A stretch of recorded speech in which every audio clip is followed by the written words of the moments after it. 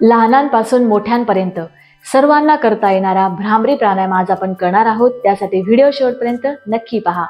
नमस्ते, स्वानंद मराठी या आपल्या यूट्यूब चॅनलवर सर्वांचे मनापासून स्वागत।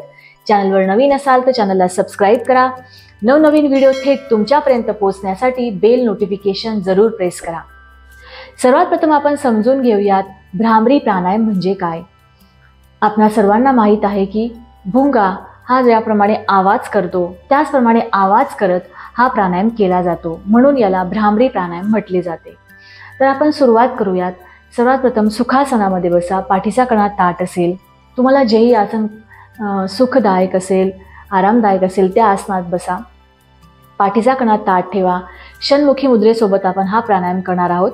तर कमीत कमी 2 ते 3 मिनिट तुम्हीही सोबत करण्याचा प्रयत्न करा। तर दोन्ही हात याप्रमाणे आपल्या चेहऱ्यावर ठेवा। एक दीर्घ श्वास घ्यायचा आहे आणि श्वास सोडत आपल्याला भुंग्याचा आवाज करायचा आहे। तर कमीत कमी 2 ते 3 मिनिट कंटिन्यू करूयात। श्वास घ्या।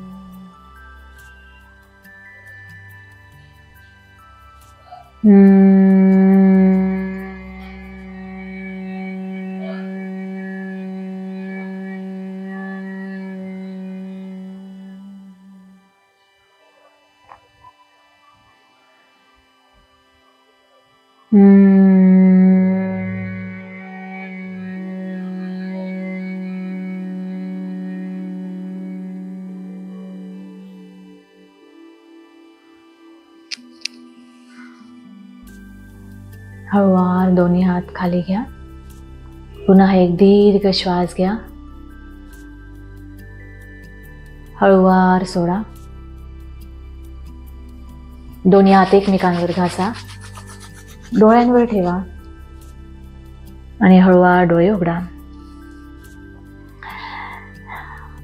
हा प्राणायाम सकाळ व संध्याकाळ दोन्ही वेळेस आपण करू शकतो।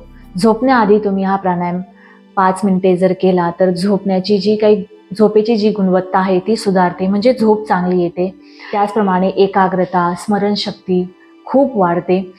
तसेच तणाव, चिंता यामुळे खूप दूर होते आणि मनातील जे काही असंख्य विचार असतात त्यांनाही बाजूला करण्यास हा प्राणायाम अतिशय महत्त्वाचा आहे। ज्यांची कानाची शस्त्रक्रिया झाली असेल किंवा कान दुखत असेल त्यांनी हा प्राणायाम करू नये।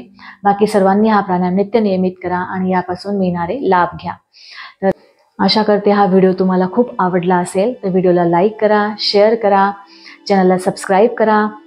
पुन्हा भेटूया पुढचा नवीन विषय घेऊन। तोपर्यंत स्वस्थ रहा, मस्त रहा, स्वतःची काळजी घ्या आणि योग करा। हरिओम।